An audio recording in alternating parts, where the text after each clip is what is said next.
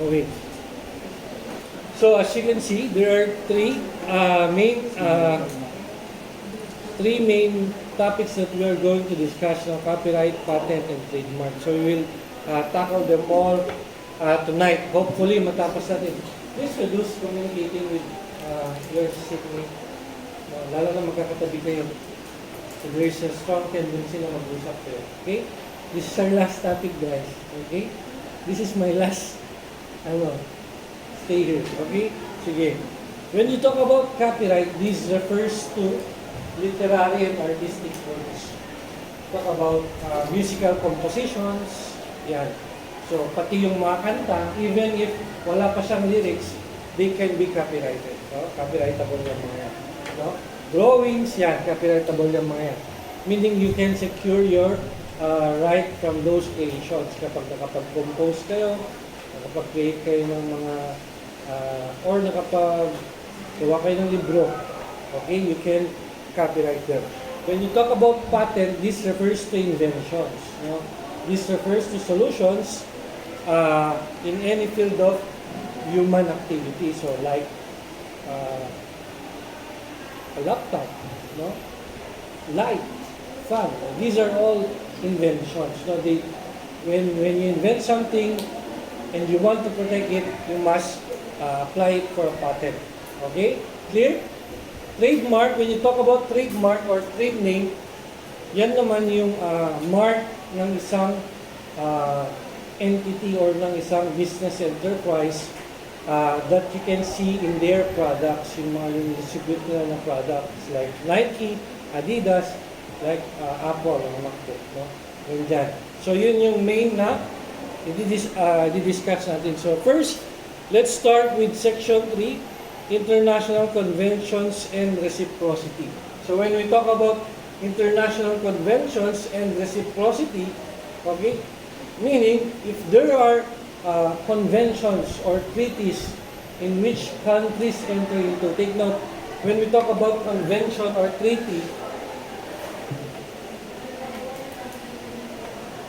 we've talked about contracts before. When we talk about contracts, these are entered into by parties. When you talk about parties, tao, kayo, no? When you talk about convention or treaties, these are entered into by countries. Ang parties sa treaties or convention are countries, mga bansa. Hindi pwedeng maging party ang tao sa isang convention or treaty. Now, if countries are signatories to a convention or treaty referring to intellectual property rights, kahit saan sila sa bansa, kahit pa hindi registered, let's say for example yung Nike, yung Adidas, yung Apple, hindi registered sa Intellectual Property Office ng Philippines, no? Kahit pa nasa ibang bansa sila registered, if treaty sila ng same convention, if signatory sila ng same convention or treaty, protected sila under the International Convention and Reciprocity. Gets? Say for example, countries like America and Philippines are both signatories to the Paris Convention. Okay? When we talk about when an American tries to protect his or her right under the Philippine law, okay, basta signatory din siya sa Paris Convention, okay, under their country, they can be protected under the Philippine law. Okay? Gets back? As simple as that. We'll try to make it simple na. Okay? Section 4, definitions. So, intellectual property rights is not limited to copyright, patent, or trademark. Madami siya actually. No? But, itong tatlong to lang kasi ang mostly na di-discuss. And mostly na may kaso dyan is yung trademark. Okay? So, lahat is copyright, trademark, geographic indications, industrial designs, patents, layout designs, and protection of undisclosed information. These are all intellectual property rights. When you talk about trademark, a trademark is any visible sign capable of distinguishing the goods. When you talk about the goods, they are trademark or service mark when you pertain about the service. So, kumbaga yan yung logo ng isang company. How will you recognize their product to their logo. Okay, and because of, di ba, alam niyo na yung goodwill sa accountancy. Sa accounting nyo, na-encounter nyo yung goodwill na sinasabi natin. When a business has a goodwill, it means it has a good reputation sa customers. No? Yun yung tinitake advantage kasi under the trademark. No? Kapag sobrang sikat na ni under this si McDonald's, no? Kapag ginaya mo yan, malilito ang tao, akala nila McDonald's yung binibili nila, yung pala iba. Okay, and people take advantage of that in the business world. They take advantage of that to earn or to earn profit or to share profit from the goodwill of McDonald's. No? We will cite more example later about trademark. When you talk about copyright, these are literary and artistic works. No? Lahat kasi ito, kaya siya intellectual property rights, gawa siya ng utak natin, intellect. No? Yung trademark, no? Ikaw ang gumawa ng logo, wala kang pinagkopyahan, sa'yo lang po yun. Okay, you can protect that by registering a trademark. Ganun din sa copyright. Pero ang difference ng trademark sa copyright, ang copyright, they are protected from the moment of their creation. Meaning, from the moment na nakapag-compose ka ng kanta, protected yan. Kahit hindi mo siya ipa-copyright. Okay? But, for you to better secure it, mas maganda kung may copyright and pwede ka pang kumita. Every time they play your song, you can earn royalties. Okay? Yun ang benefit naman ng copyright. Yung patent naman, this refers to inventions referring to any technical solution of a problem in any field of human activity which is new, involves an inventive step, and is industrially applicable. So take note of that, no? And take note also of the definition of technology transfer arrangements. Okay, these are contracts or agreements involving the transfer of systematic knowledge for the manufacture of a product, application of a process, or rendering of service. So first, let's talk about patents. So patents or patentable inventions are technical solution of a problem in it. We have discussed it kanina, di ba? Okay? So, kailangan nyo lang tandaan dyan yung 5 keywords. Solution to a problem. Okay? Solution, problem, new, inventive step, and industrially applicable. No? Yan ang patent. Ako kasi wala na akong maisip na bagong solutions sa isang problem ng mankind kasi parang halos lahat na-address na. Or if hindi pa, hindi ako makaisip. No? Kung mainit, meron namang electric fan, merong aircon. Kung gusto mong pumunta sa bahay nyo, kung ano yung bahay nyo nasa Solana, merong sasakyan. So, hindi ako makaisip ng bagong inventions that can be a solution to a problem. But if there are mag-create later on, they will be patented. No? Para ma-protect yan, they must be patented. Okay? Ang pinaka titignan mo dito is the 3 restrictions or the 3 requirements. Ano yun? It must be new. Bago. Paano mo masabi na bago ang isang bagay? Okay? It must be new to the world. Hindi pa siya nakikreate. Wala pang ganun na nag-exist. Ikaw lang nakagawa nun. Ganun siya. Dapat bago siya. Okay? It involves an inventive step and is industrially applicable. When you say industrially applicable, it must be, it can be distributed to the public. It must be used by the mass or the public. Kasi, what is the use of an invention if ikaw lang na tao, ikaw lang mismo ang makakapag-benefit nun? Walang ibang makakapag-benefit doon kundi ikaw lang. Bakit mo pa siya ipapatent?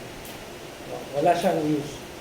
Okay, so ang ipapatent mo lang are those industrially applicable that can be produced, yung pwede mo siyang massively produce. Okay? The purpose of patents is First, to foster and reward inventions, of course. No? You are protected if you patent your invention. And it also promotes invention, di ba? Kapag naka-invent ka ng bagong, wala lang siya kung maisip, yan example eh. No? Kung makapag-invent ka ng something that solves a problem of mankind, di ba? That somehow fosters and reward invention.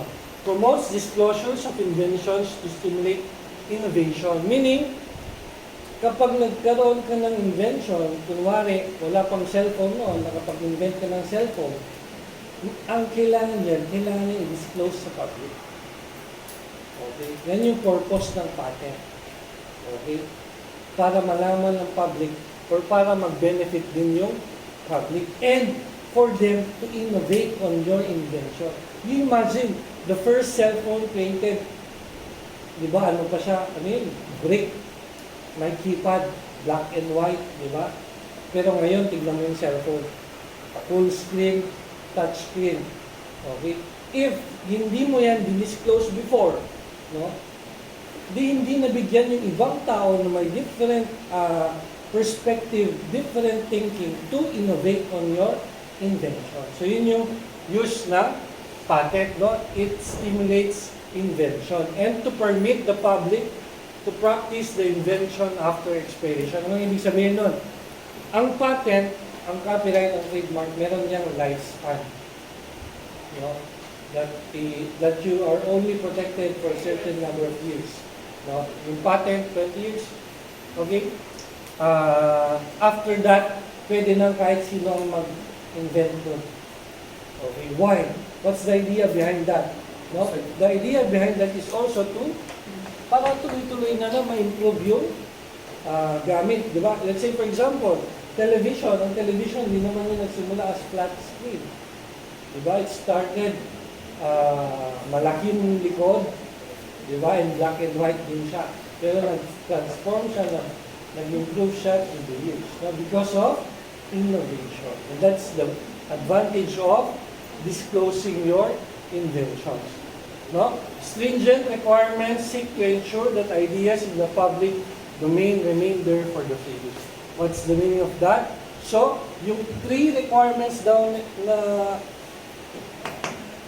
na strict, no?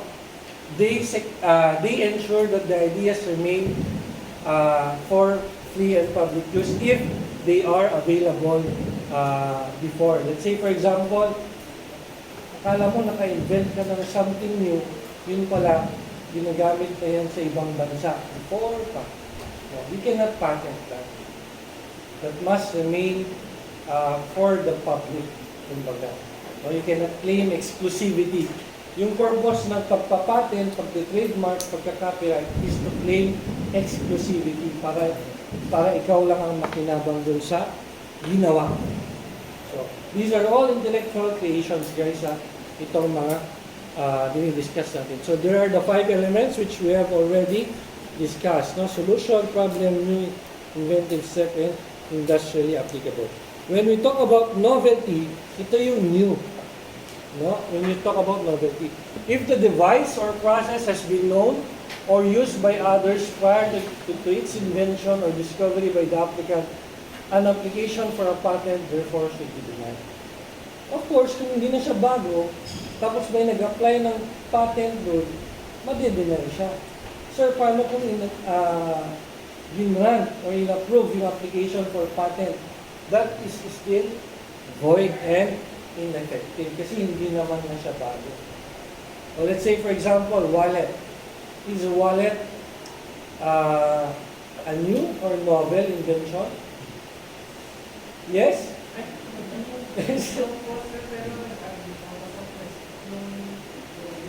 What?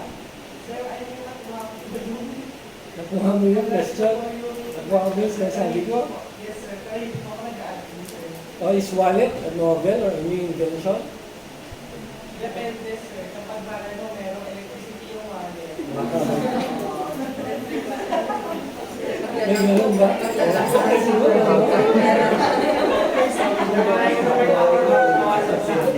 Actually, we're going towards nung college kami, may theory kami of going to cashless society. Oh, and now that is happening. I'm witnessing it. Ang theory ko noon, someday in the future, we're going to be cashless. Yun ang inisip ko noon. And right now, we're slowly transitioning into that. Do you really need cash right now? You can electronically transfer naman to the bank. Diba? You can electronically pay with GCash. Diba? Kahit wala kang perang dala, you can still purchase commodities, things that you want to buy, you can still purchase them without bringing out any form of cash. Diba? That's cashless society. Those are cashless transactions. Diba? Dati idea mo lang yun. Ngayon, ano na, nangyayari na siya. No? Because of continuous innovation of people. Ang nakakatakot lang yun, meron ka ng ano yun? Meron ka ng microchip. Meron mo sa ibang bansa eh. Yung microchip na. Medyo sa akin, intrusive yun pa po. Intrusive yun of your rights. O what if yung microchip na yun, they will able to locate you anywhere you go. Diba? That's very invasive. Sana hindi maging gano'n. Yun ang nakakatakot. Pero one day, it might happen. Okay? So, yung pitaka, hindi na yan bago. Okay? Hindi na yan bago. Hindi na siya novel. No? Kahit pa mag-apply ka ng patent dyan, kahit pa anong pitaka ang gamitin mo, hindi na siya pwede. Pero may kakilala ko, ng pitaka. Nag-try na magpa-patent ng pitaka. Okay? Hindi, alam naman iba. Parang, nood na kayo ng video, hindi pa. Tumatawa yung iba, hindi ko na ituloy. Hindi, huwag na. Hindi, alam nyo yun. Sir, sa susunod ay magpaano, pag pitaka, sir. Ano yung pitaka? Sir, yung pitaka na yung nilalabas doon sa pitaka, sir.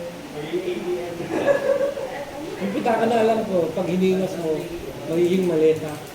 Sir, pwede yun, sir. Pwede yun. Pwede. Gawa siya sa balat. Yung tao. Tawa nito. Gawa siya sa balat. Hindi mo pa nakanya? Maganda yun, ganun-ganun. Pero huwag mo sobrahan kasi kung masyado mabilis, baka mabasa. Iba yung lumabas. Sir, ano ginagawa ko lang na sir, pitaka na magiging hacker ba yun? Alam mo ba kung anong balat yun? Ano, sir? Alam nyo? Alam nila eh. Yung nag-invent kasi nung nagtatrabaho siya siya yung kakakolekta ng ng mga balat ng mga tinuli. Sinircumcise. Pinagbuo-buo na yun. Kapag ginaganon mo, lumalaki yung maleta.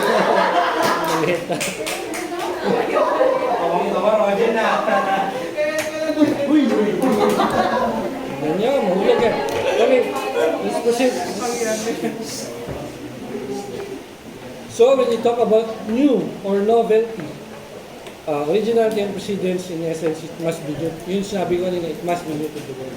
So if you are going to register a patent, you have the burden to prove that what you invented was really something new, bago talaga. Okay?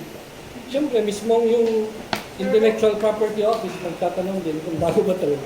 Sir, what do you mean by precedence program in terms of... When you talk about precedence, it has never existed before. Wala pang ganyan na nagawa.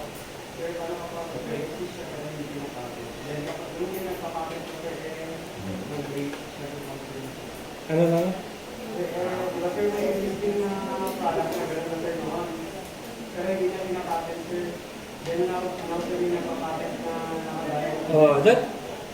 Those are cases that may arise under patent law. No? It is now your burden to prove na ikaw talaga ang nauna. Yes, you prove it. Kasi madali lang kasing sabihin.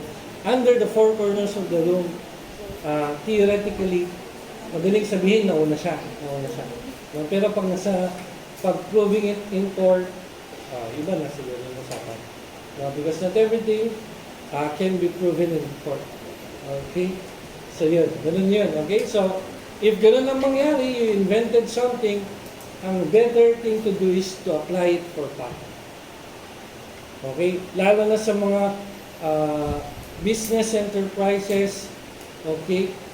Lalo na kapag may mga nagli-leak ng mga blueprints for inventions, okay?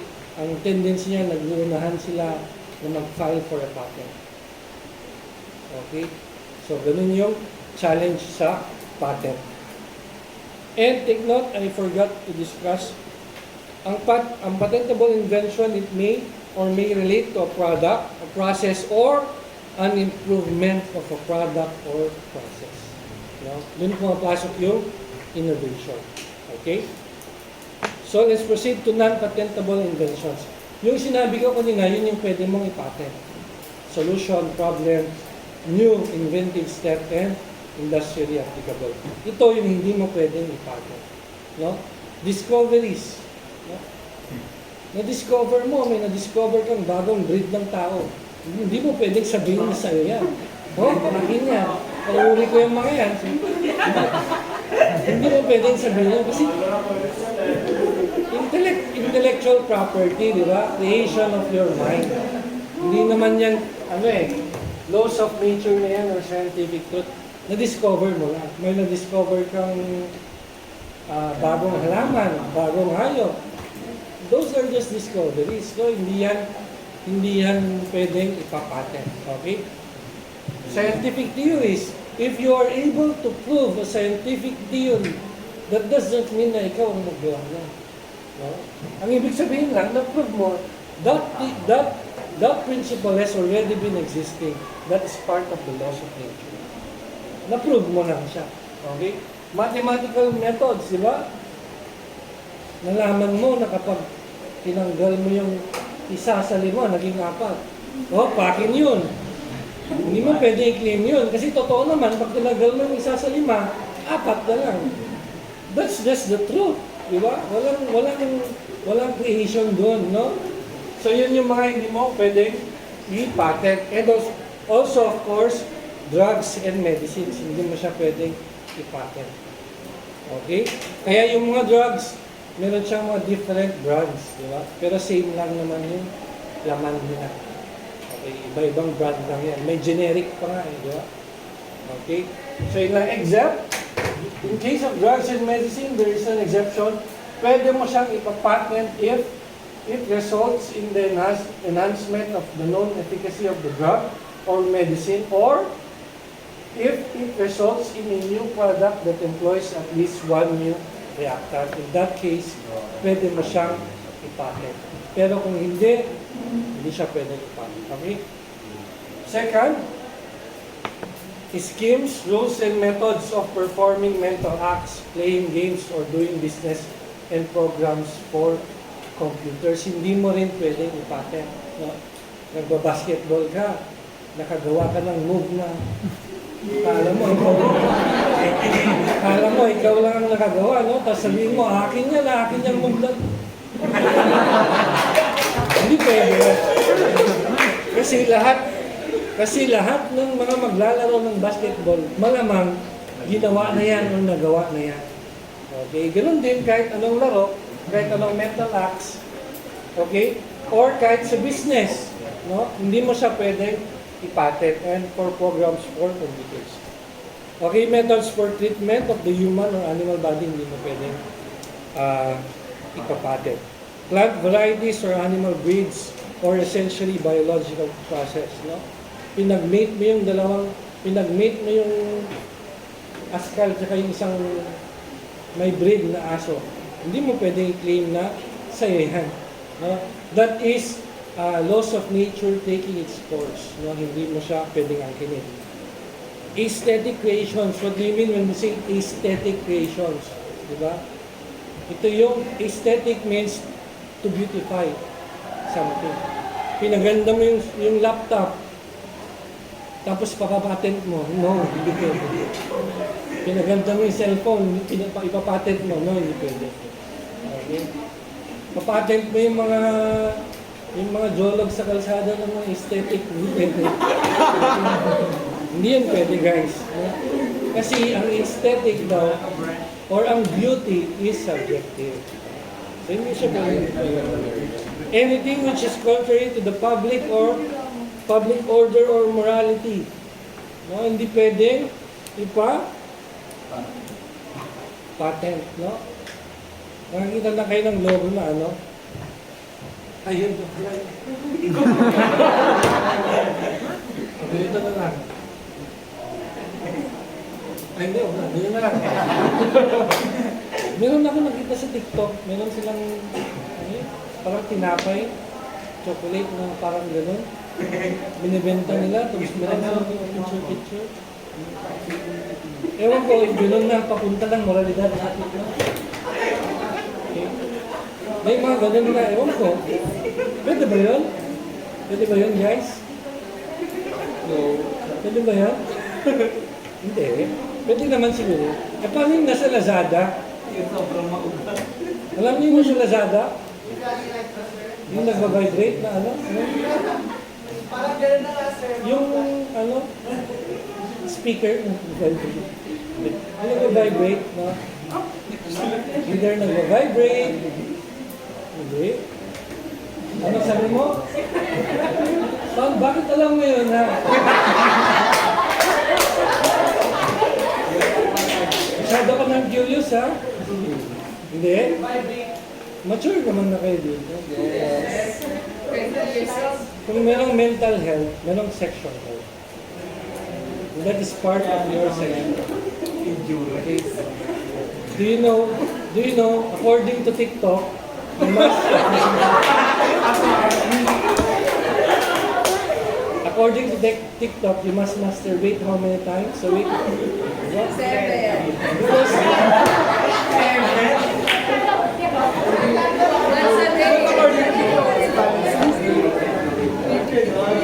kasi meron kang tinatawag na sexual life.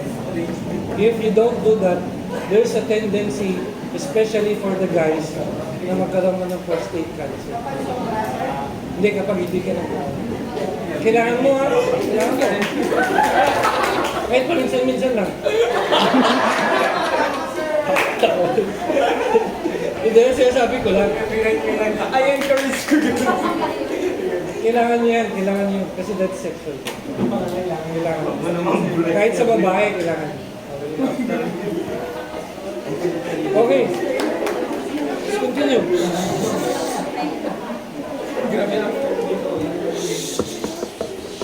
Let's continue with novelty.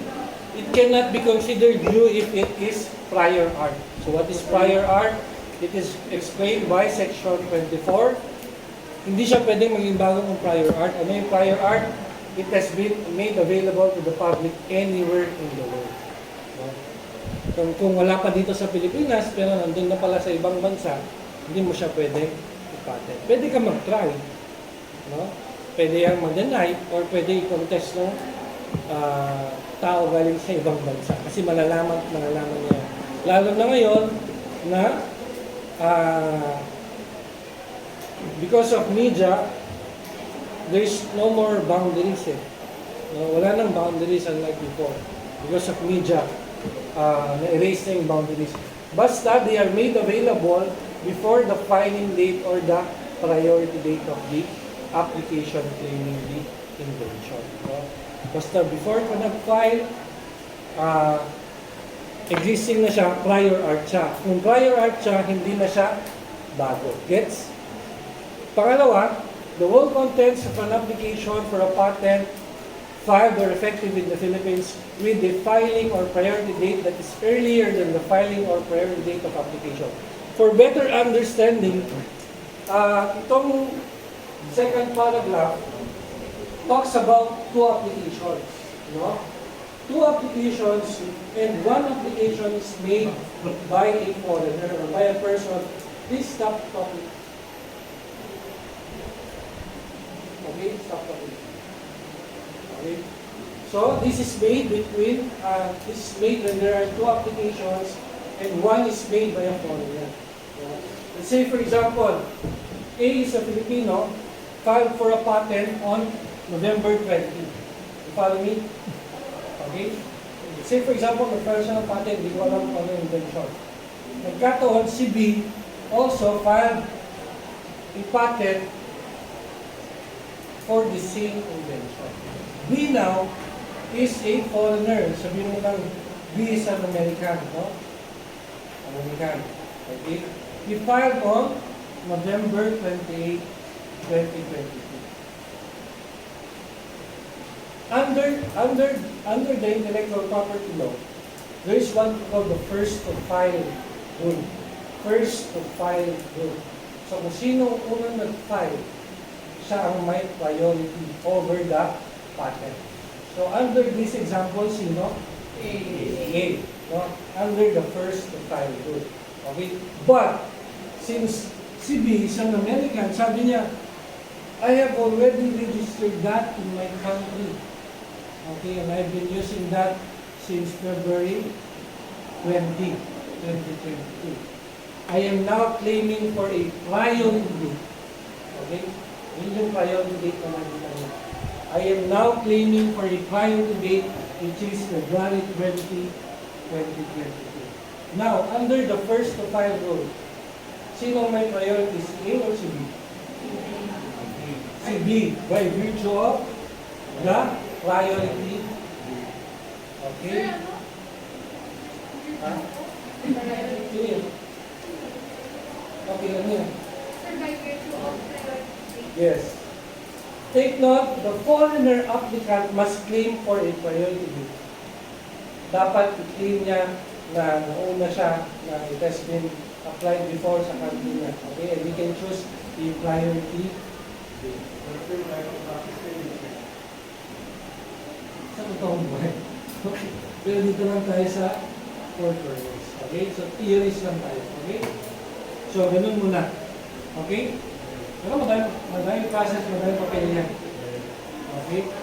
So, yun. No? Take note, basta nakita nyo ang priority date, ang ibig sabihin niyan may foreigner na mag-a-apply for a patent here in the Philippines. Okay? And his patent has been registered or has already been in use in his country for some time, in earlier period. Okay? In your priority. Yes. Sir, yes. Sir. Yes. Priority date, no? Sa foreigner lang yun. How about sir kapag Pilipinas? Hindi pwede. Filipino ka eh. Mag-claim ka ng priority, nandito ka sa Pilipinas. Ang idea nun kasi is, hindi natin alam kung anong inventions yung na-create outside the Philippines. Kasi kung Filipino ka, tapos mag-claim ka na-invent ko na yan before, you have to prove that on your filing date. Kung kailan mo siya final, di ba? Yun yung kailangan mo i-prove na bago talaga yan. Pero since nasa ibang bansa yan, hindi natin alam kung totoong nag-exist yan before. Okay, that's why we give them the preference using priority date. But they must claim for a priority date. We will discuss that more later, okay? Now let's proceed to non-prejudicial disclosure. Okay? Non-prejudicial disclosure naman are disclosures of information pertaining to the patent application. No? Let's say for example, November 20 siya nag-file. No?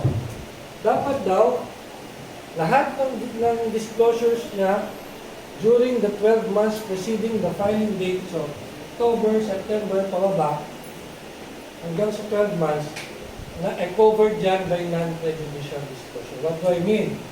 Let's say for example, filing date na pa rin is November 20. Nung May 5, si inventor, so una mo nang nag-disclose si inventor. Nung May 5, si inventor, nag-post ng video sa TikTok.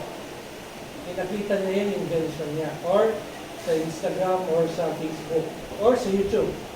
Pinakita niya yung invention niya, paano niya ginawa. So, di-disclose niya doon. Okay? So, lahat ng disclosures na ginawa niya, 12 months pababa from the filing date is protected. Meaning, kung merong nag-file, let's say for example, si Mr. C, nag-file siya ng October 2022.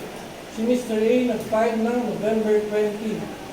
Yung live niya noon or yung video niya noon is May. Naunahan lang siya ni C na mag-file ng patent. Okay?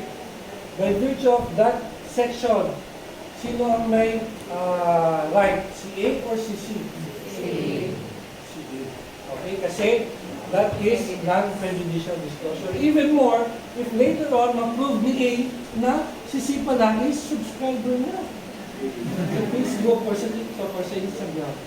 Okay? So, all the more na you can prove na kinuha niya yan sa kanya. Okay? Gets? Yes, sir. Yung pangalawa tsaka pangatlo, pangalawa is sa Intellectual Property Office or sa Patent Office or sa third party. Okay, na kinuha nila either directly or indirectly sa inventor. So lahat yan, pag-emanate kay inventor. Let's say for example, same example, nung time nag-TikTok siya, ng video, si D, napanood niya, namangha si D, so shinare niya. Shinare niya ngayon, si C hindi nakafollow kay A, si C nakafollow kay D. Doon niya nakita yung video. Doon siya ngayon nag-file ng patent. Okay, that is yun yung number 3, no? From the third party. Yung patent office kasi, yan, yung patent office mismo nag-disclose ng mga information na hindi dapat nila disclose. Okay, gets?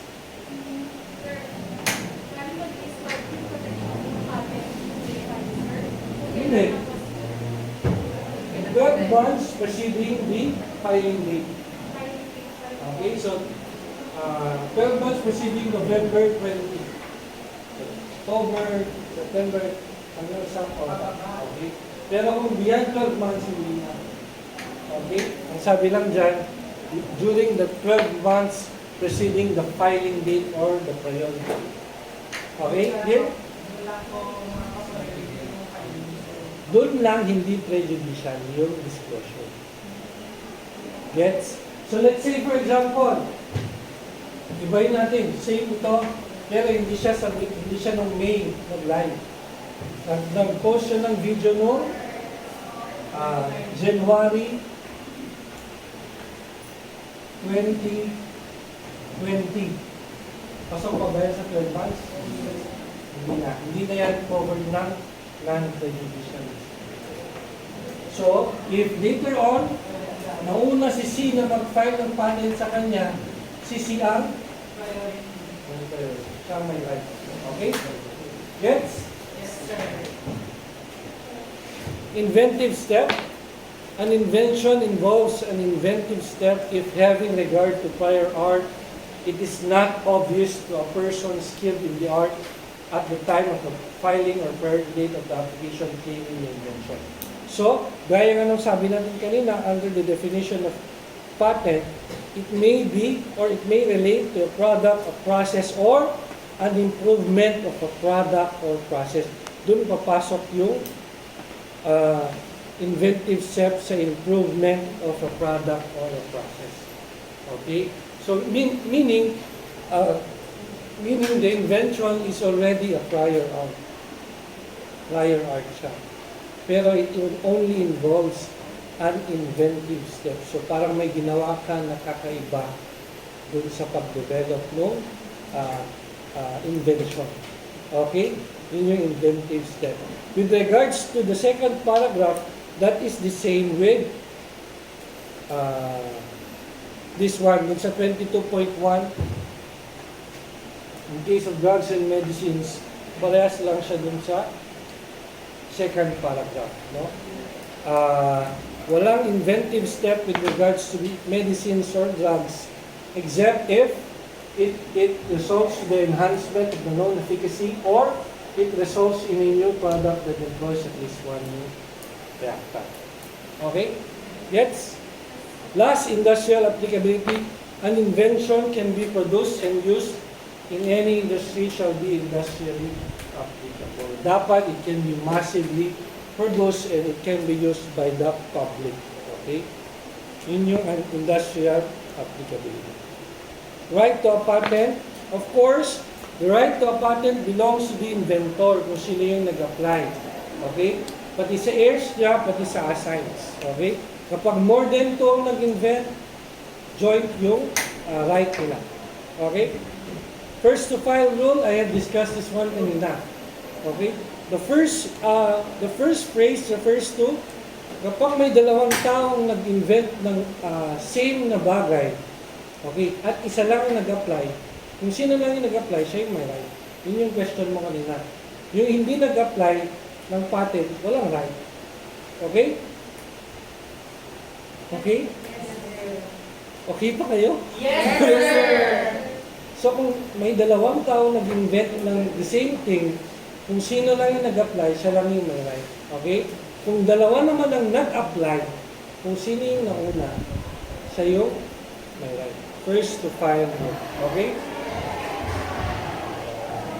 Now, let's proceed to inventions created pursuant to commission. Yung una, merong commissioner, meaning siya yung nag-commission ng work. Naturally, siya yung may-ari ng invention. No? In the second case, if the employee made the invention in the course of his employment contract, the patent shall belong to number one. The patent shall belong to the employee if the inventive activity is not a part of his regular duties. So let's say for example, isang empleyado sa isang paggawaan ng airplanes or aircrafts, no? Pero ang trabaho niya doon, siya yung janitor. No? Siya yung janitor, pero nakapag-invent siya ng aircraft na bago, kumbaga, no? Para hindi tayo mahirapan. Bago. Okay? Kanino yung invention? Kay employee, kay employer? Kay employee because the inventive activity is not part of his regular duty. So kahit pag ginamit niya lahat ng resources ng company, sa kanya pa rin. Ibang istorya naman kapag that is part of his duty. Okay? Ganun pa rin. No? Right of priority, ito yung sinasabi natin kanina. No? An application for patent filed by any person was previously applied for the same invention in another country. No? Which by treaty, convention, or law referring to Section 3, yung International Convention kanina, affords similar privileges to Filipino citizens shall be considered as filed as of the date of filing of the foreign application. No? Ang condition lang, he must expressly claim for priority date. No? So kapag hindi siya nag-claim for priority date, nag-file lang siya, kung ano yung date of filing niya, yun yung date of filing niya. Walang priority date. Okay? Gets? Gets? Okay. Let's proceed to trademarks. Tapos na dito guys. Trademarks, service marks, and trade names. No? The function, it indicates origin or ownership of the articles to which they are attached. No? Kapag may nakita kang Samsung na cellphone, alam mo yung Samsung yan kasi dun sa logo. Dun sa trademark niya. Apple, iPhone, dun sa trademark. Dun sa Nike, Adidas, dun sa trademark niya. It guarantees that those articles come up to a certain standard of quality. No? Kapag nakita mo yung classmate mo, naka-iPhone, that phone is of a certain standard of quality. Meron akong napanood na naman sa TikTok ulit. Alam mo, nag-i-interview sila sa kalsada. Sabi nila, would you date, ang ini-interview nila, babae, would you date a guy if he is not using an iPhone? Lahat ng babae sinabi no. Why would you date a guy using Android? Hindi tao yan. Parang yun ang gusto nila sabihin, hindi daw tao yan. Pero the last girl na interview was the only sensible girl. Kasi ang sinabi niya, it doesn't matter kung ano yung cellphone. Ganun mo, di ba? Sana hindi ganun sa atin, no? Kahit anong cellphone, okay? Walang discrimination. Okay? They advertise the articles they symbolize, no? So, by the mere fact that they are around there somewhere, kung sino gumagamit ng anong product, the fact that they are there being shown is an advertisement itself. Diba? Ginamit mo yung Nike mo na shirt. Okay? The fact that you're wearing that is an advertisement by itself. Diba? Okay? Yan yung function ng trademark. Kaya may mga brands, kaya may mga logo. Sa ano din yung tawag sa mga gumagaya lang ng ano, so ito po ba na parang Ang panggagaya, yan yung infringement. Yung sinasabi natin. Yes. We will discuss that here under trademark. No? That is actually not allowed. No? Infringement ang tawag yun. That could be patent infringement kung patent ang ginaya. It could be trademark infringement kung trademark ang ginaya. It could be copyright infringement kapag nag-cover ka ng kanta. Pag nag-cover ka ng kanta sa YouTube, you cannot earn from that video. You cannot monetize that. No? Pero you can monetize that if you have a license or you have been granted by the owner or by the author of the right to use that song. So yung cover, hindi siya talaga legal. Kaya ina-allow sa YouTube kasi ina-allow yan mag-cover ka pero wala kang mabigay na profit doon.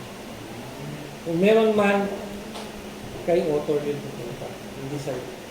Okay, ganun ang cover. kaya pala so may mga nag-cover sa YouTube wala silang alam mo kung ano. Kaya yung iba doon, yung mga ibang sounds is either yung mga hindi copyrighted or gawa-gawa nila yung sounds. Mapapansin nyo yun sa mga YouTube ng mga... Kasi kapag may nag-trace, kahit 3 seconds lang, 5 seconds lang ata na tunog ng kanta, ma-detect ka agad. I-claim ka agad yun ng copyright owner. Ganun kabilis na yun. Kasi bakit din yung sa case mo rin ang amon sir?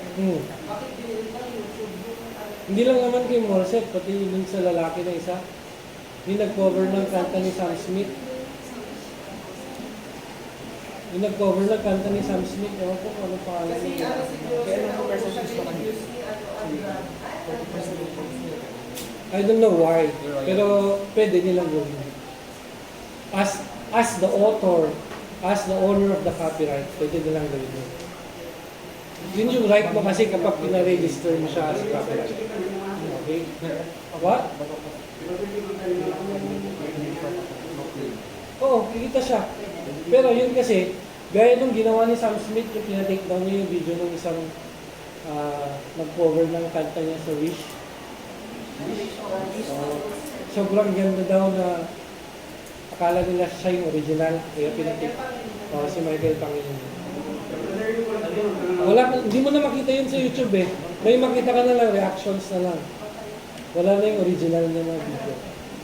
Tinake down na siya. Okay?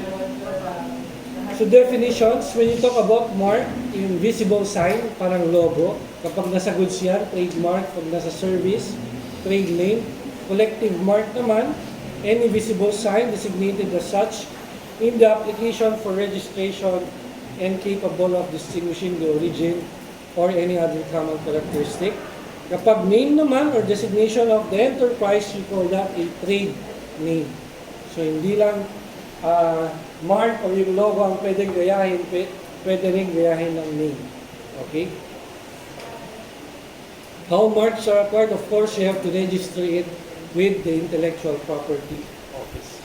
If you have the certificate of registration, that is a prima facie evidence of the validity of the registration. But you also have to make a declaration of actual use na, meaning you are actually using that mark for at least 3 years.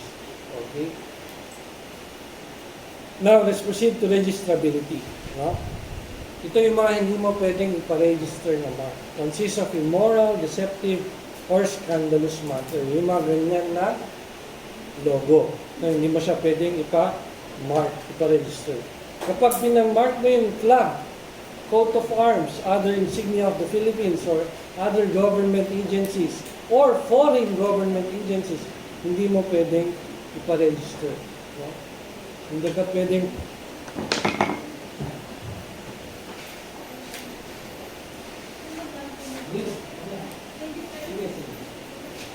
okay, hindi mo pwedeng ipa-register yung mark na gamit mo yung flag ng isang country. Okay, or kahit yung uniform, yung mga, ano yun, camouflage ng mga, ng mga army, ng police, ganyan, hindi pwede. Okay? Consists of a name, portrait, or signature identifying a particular living individual. So, hindi mo rin pwede gamitin ang pangalan ng isang tao. Or yung picture niya. Gawin mo yun ang logo ng business mo without his consent. Therefore, kung may consent siya, pwede. Okay? Hindi rin pwede yung name, signature, portrait of a deceased President of the Philippines. Okay? During the life of his widow. Except if may consent yung widow o yung asawa. Okay? Now, under the trademark, gaya nga nung na-open nyo kanina, very rampant yung imitation. It causes likelihood of confusion. Ang tawag dyan sa batas or sa mga jurisprudence natin, sa cases natin, is colorable imitation. When there is what we call a colorable imitation, there may be an infringement. Merong panggagaya. And that is unfair competition. Okay? So ano yung colorable imitation? Such a close or ingenious imitation as to be calculated to deceive ordinary purchasers. Yung mga ordinary na mga bumibili, hindi nila kaagad ma-recognize na ay iba pala yung binili ko. Akala ko yun yung McDonald's, McDowell's. Okay, so ganun, no? It may cause confusion on an ordinary purchaser. Take note, ordinary purchaser, okay? There are two tests to determine if there is colorable imitation. You have to take note of this. The first one is the dominancy test. From the word itself, dominancy test, you are going to take a look at the predominant features of the mark. These predominant features of the mark may indicate if there is a colorable imitation, and you can conclude if there is an infringement or not. So, ano yung dominant features ng mark? Like this one. When you say Ginebra, when you say gin, anong pumapasok sa isip mo? Di ba yung San Miguel gin? Hindi yung Tanduay gin. Tanduay gin? Alam niyo ba ito? Hindi, di ba? Kasi nga, hindi naman talaga siya, hindi siya masyadong nag-stick sa tao. And yung Ginebra kasi, since ang tagal na yan, yan ang alak ng mga tao, di ba? Ginebra, San Miguel. Okay, ang sabi ng court, Tanduay, which is this one, Distillers Incorporated, infringe a trademark owned by its arch rival, Ginebra San Miguel Incorporated. Diyan nyo na ma-apply yung goodwill, kuha ng customers ng mga competitors. Okay? Si Tanduay yung nag-infringe. Okay? Kasi wala namang ganyan na gin talaga before. Okay?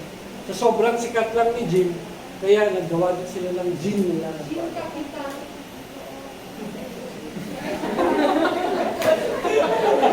Okay? Sabi ng court, it awarded Ginebra San Miguel to pay Ginebra San Miguel exemplary damages of 2 million pesos. Exemplary damages lang yun, guys. The exemplary damages are damages imposed upon a party to set as an example. So, in-impose yun kay Tanduay. Okay?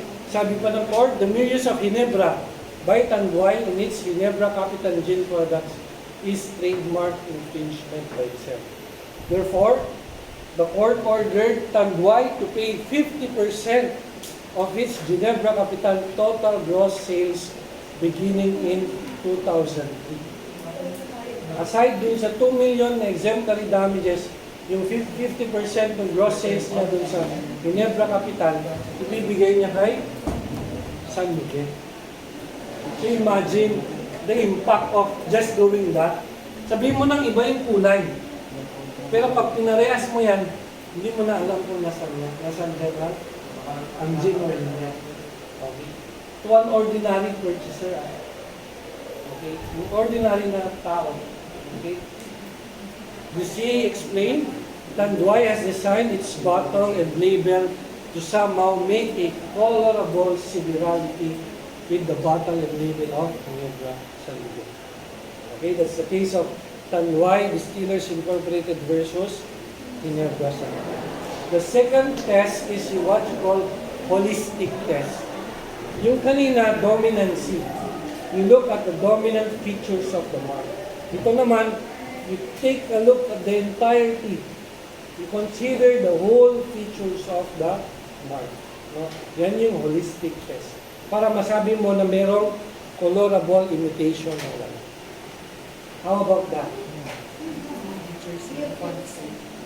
Ito alam ko, alam nyo. Tama? Ito, nakikita nyo pa ba? Pero may nakita kong ganito. Hindi na siya, ganito yung bote niya. Parang na siyang Red Horse, yung mahaba. Hindi na siya ganyan. Okay? That is the case of Asia Brewery. This is Asia Brewery Incorporated versus San Miguel.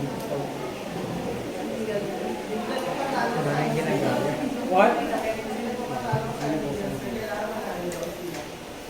Which is what you will do. No, in a one sheet of paper, you are going to digest the case. You take note of the GR number, the date, and the case title. Okay? You will digest that case and you will submit that on our first case, which is next week. Okay? Don't put it in a white bond paper. You write it in a yellow sheet.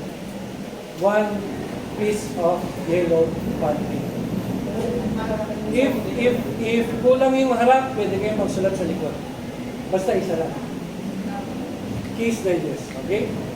You take note of the relevant facts, the issues.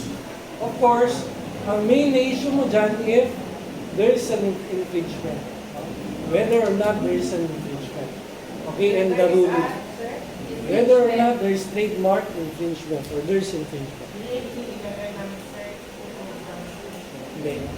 Yun yung issue. Yun yung issue ng case. Ayun, nakuha nila. Sabihin nyo na lang.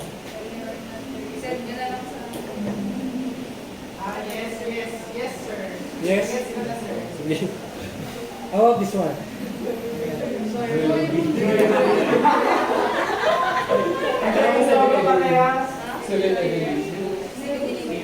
This is in China. This is in China. This was uploaded, I think, 2018, 2019. Ha? Ano na? Wala akong update dyan. Kasi 2018, 2019 pa to. Ang latest na update ko is papailan nila ng case yung Joy Ruby. Imagine, parehas yung mukha. Jollibee, Joy Ruby. Tapos yung products nila, same. Di ba? No? So, that is an ongoing case, I believe. Kasi wala pa akong update dyan. But that alone, applying the dominancy test and the holistic test, actually, hindi mo na kailangan sabihin eh. Pero pag i-explain mo yan, sasabihin mo yun. No? There is a trademark infringement. Okay? Ano pa yung hindi mo pwedeng i-register? Hindi mo pwedeng i-register ang mark if it is identical with the registered mark belonging to a different proprietor or mark with an earlier filing or priority date. If may nauna sa iyo na mag-file ng mark, no, na parehas or kahawig, hindi mo na siya pwedeng i-file. Or ang tendency is made-deny yung mark mo. Ito naman, itong Lolaine tsaka Orlane, beauty products ata ito. So, may issue sila dun sa Lolaine, Orlane. No? Pag abol ka kasi, Lolaine, Orlane. Yun yung, hindi ko alam. No? You have to, pero I think walang ano dito, walang trademark infringement dito. Okay, nasa pag-use lang ng words. Okay, kasi yun lang naman yung kino-contest ng Lolaine. Okay? Ayan. Itong panglima, we have discussed this one, is identical with or confusingly similar to a or constitutes the translation of a mark which is considered by a competent authority of the Philippines to be well known internationally in the Philippines. Ito, whether registered or not, basta internationally well known, hindi mo siya pwedeng ipa-register. Itong pang-anim ay ganyan, foreign marks which are not registered are still accorded protection against infringement and unfair competition. Basta well-known internationally and in the Philippines. Trademark dilution, ito naman, lessening of the capacity or lessening of the goodwill of a famous mark to identify and distinguish the goods or services regardless of the presence or absence of competition. Meaning, kumbaga si Apple, meron kang Apple na earphones, o AirPods, meron kang watch, meron kang cellphone, tapos punta ka sa Pilipinas, merong Apple toothpaste. Okay? Although walang ganun na binebenta si Apple, that ang possibility kasi is yung reputation ni Apple, no, na ginamit mo, tapos yung lasa ng toothpaste mo is mapakla, hindi siya effective, no? Baka ang tingin lang tao later on, ganito pa lang Apple products, hindi maganda, no? It might dilute the goodwill or the reputation of Apple. So yun yung trademark dilution. Kahit walang, kahit meron presence or absence of competition. Maalala, yung mga ukay-ukay. Di ba? Kita nyo na yung mga Jordans.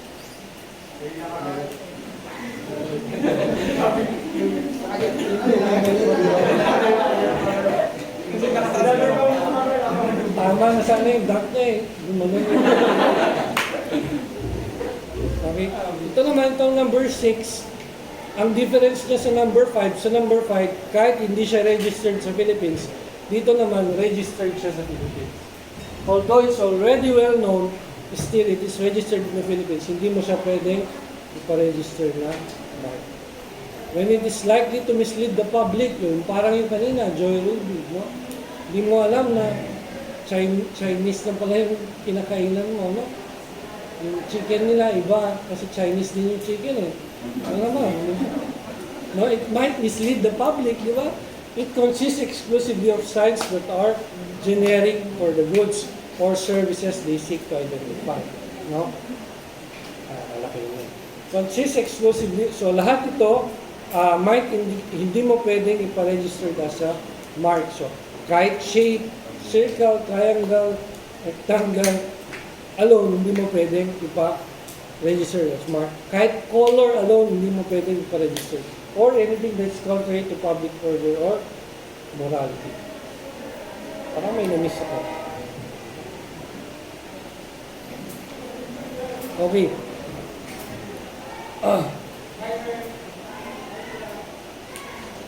Let's keep this one. Dito na tayo sa example. Ayan. So, gaya niyan. Okay, hotdog, inasal.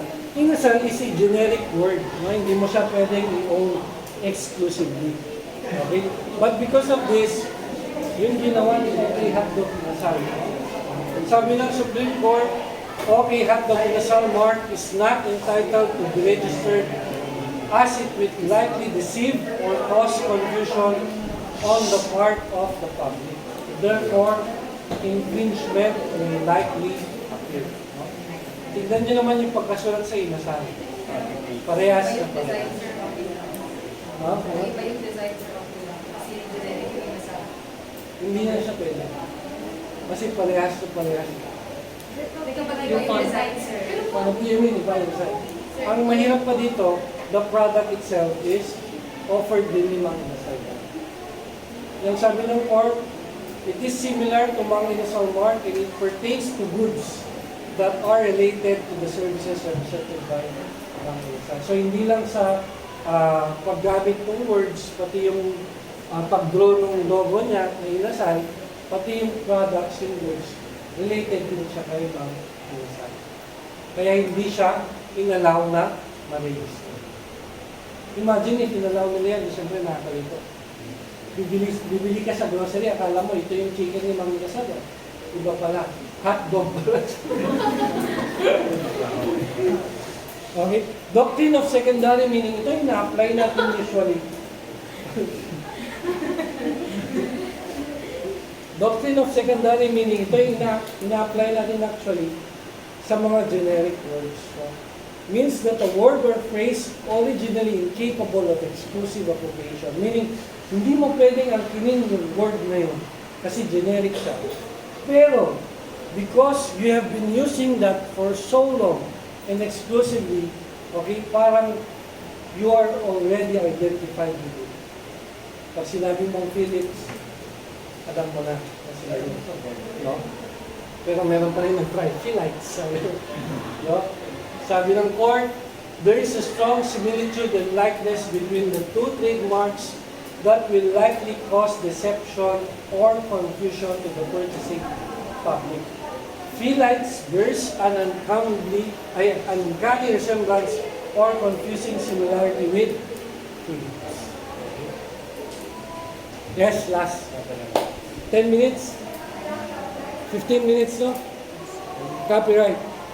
Dun sa patent, inventor, dito, author. Doon, collective mark, dito, collective vote. Rental, kapag pinagamit mo yung music mo o yung right mo, pwede kang mag-earn ng income. Okay? Work of applied art, these are literary or artistic works that has utilitarian function. So, meron silang ibang gamit. No? Yun yung work of applied art. Sa copyright, meron tayong tinatawag na original works. From the word itself, these are original. No? Take note, as I have said kanina, ang copyright or ang literary and artistic works, they are protected from the moment of their creation. Hindi mo kailangan na ipakopyright mo siya. Okay? So, pag nakabuo ka ng kanta, okay, from the moment na nabuo mo yan, that is yours, you can protect your right kapag mayroong kumuha niya. Kapag nakabuo ka ng hymn, sa'yo na yun. Sa'yo na yun. Kung may nalig ka lang may gumamit doon, ay, akin na na. Diba? Pwede mo sabihin nyo.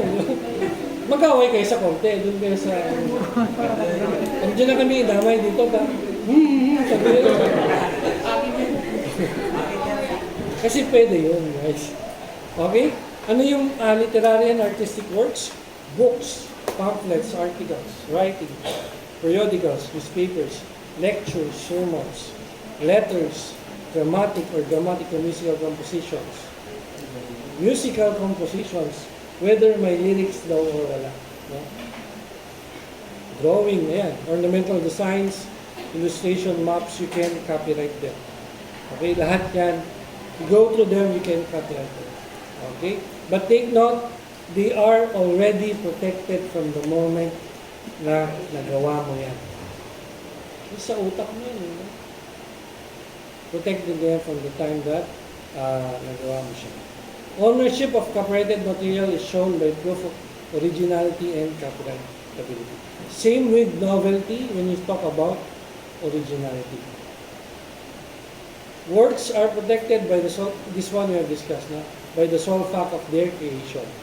Intellectual property code does not require registration of the work to fully recover in an infringement. So therefore, to protect your right in your literary and artistic works, hindi mo siya need na i-copyright. Pero, the benefit of copyrighting them, madi-discuss natin later on. Yung kanina, original works, ito naman, derivative works. From the word itself, derivative. you derive them from the original works. No, you dramatize, you translate, no, you make adaptations, you make a collection of the books, di ba? Or the books of such authors, di ba? Pwede mo, they are considered as derivative works. Ang tatandaan nyo lang under copyright with regards to publication, si publisher lang ang pwedeng mag-publish ng work. Let's say for example ng book, meron yung publishing company, siya lang pwedeng mag-reproduce niya. Hindi si Lace, yung harap ng Lace, hindi siya. Okay? Kasi baka hindi yan pumasok sa exception. Okay? Meron tayong exception dyan. Okay? But before that, let's discuss this first. The idea or event is different from the expression of the idea or event. So what do we mean by that? When we say the idea or the event, okay, this is something na nangyari. Let's say for example, news. No? Mga bandang 7:45 din sa harap ng St. Louis, Tuligaraw, may nasagasaan na accountancy student. At na madali umuwi. Okay? Yung nasagasaan na accountancy student, that is the idea or the event. Yun yung nangyari. Hindi mo yan makaka-copyright. Pero kapag ni-report yan ni Garaw, ABS-CBN or TV Patrol, yung news footage niyan, yung pumunta dun yung anchor na, ito, ano pangalan mo? Kung yan ang ginamit mo, yung video na yan, that is copyrightable. Okay? Kaya kapag nag-share sila ng video, nire-recognize nila yung may-ari. Okay? Para sabihin na hindi sila ang may-ari. Okay? Yun yung difference ng expression sa idea. The idea or the event, hindi mo siya makopyright.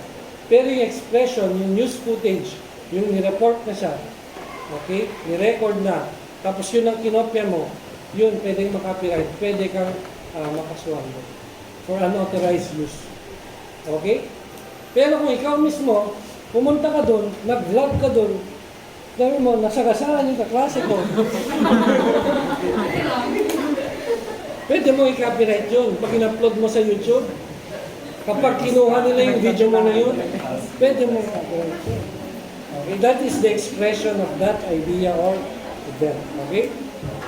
Ito yung benefits ng pag kinopyright mo. Sabi natin, hindi mo kailangan na i-register kasi protected siya from the moment of creation. Pero ito yung benefits mo.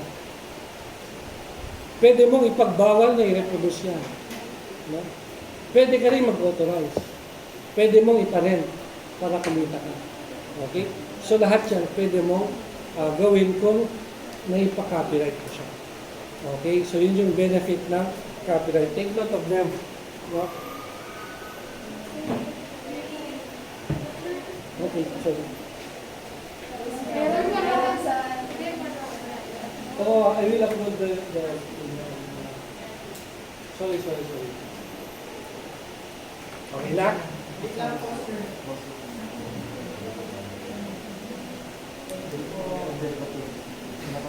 Last, the limitations on copyright, the last slide. There is an exemption on copyright, no? Which is what we call the doctrine of fair use. What is fair use? It is the use of a copyrighted work for criticism, for comment, for news, for reporting, for teaching, for classroom use, for scholarship, for research. And this is not an infringement of copyright. Sino ang nagpa-xerox ng libro? Wala. May mga nakapag-bookbind yun.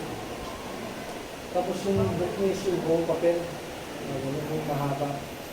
Okay. Ganun din naman ako dito. Kasi mas tipid din yan. No? Kapag yan daw is for your only use as a student for study purposes, that is fair use. That is not an infringement. Okay?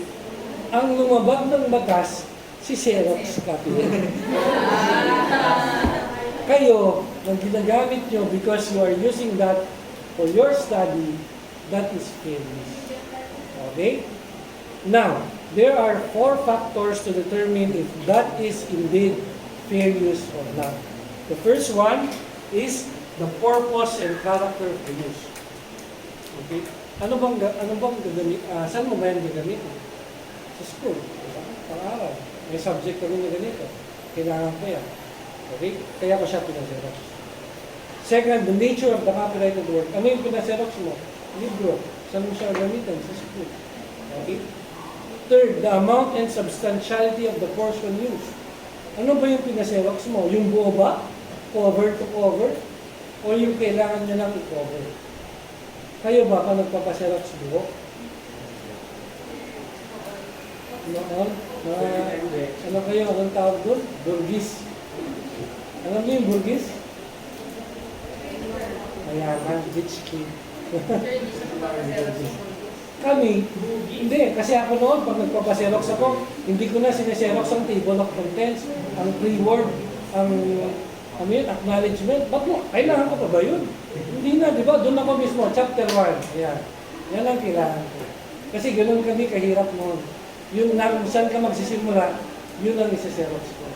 Tapos yung end dyan, kung meron yung hindi na siya kinocover, syempre magtatanong-tanong ko na dati. Kung hindi siya abutin doon, hindi ko na siya input. Ganoon. No? Ang isang factor niyan is the amount and substantiality of the portion. Kasi medyo nakapagtataka na kapag lahat yan, in toto mo na pinasero. Kailangan mo ba yung preface? Yung acknowledgement? Yung dedication? Yung author? Di ba? Diba? Hindi na, di ba? So, yun yung use mo talaga. Bakit mo siya gagamitin? Hindi mo naman gagamitin yan sa pag-aaral mo. Okay? So, yun yung the third factor. The fourth is the effect of the use upon the potential market. Yung gamit mo ba, makaka-apekto ba yan sa market ng author? Let's say, for example, yung si Valix ba yan? Iba nga. Valix pa rin. Ha? Valix? Milan. So, makaka-apekto ba yun dun sa sales nila, dun sa market nila, or hindi? No? If ikaw lang naman, sino ang nagpa-photocopy dito, nagpa-book buy? Wala. Isa? Isa lang, dalawa. Very minimal. No? So, hindi ganun kalala yung effect mo. Pero ang may kaso talaga dito, si Xerox copy. Why? Why? Bakit sila nag-reproduce? For profit. For profit. To earn, no?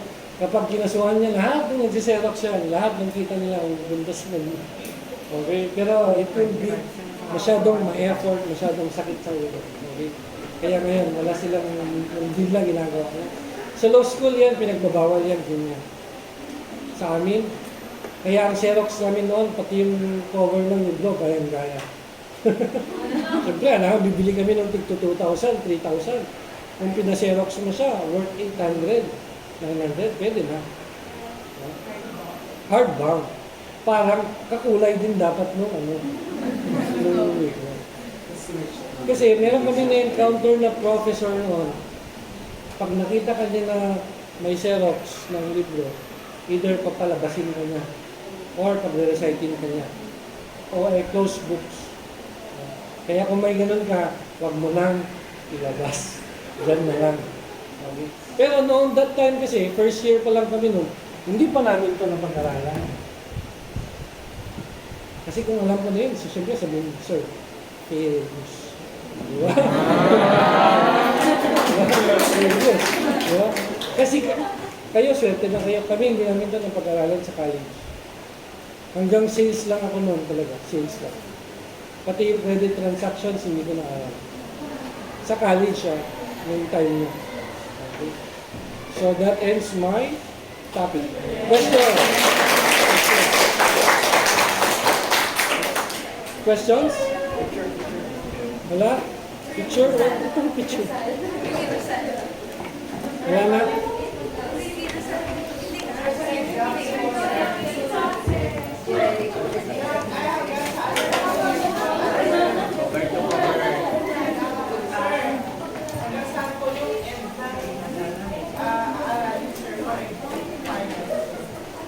Full finance? I think ano lang yun eh.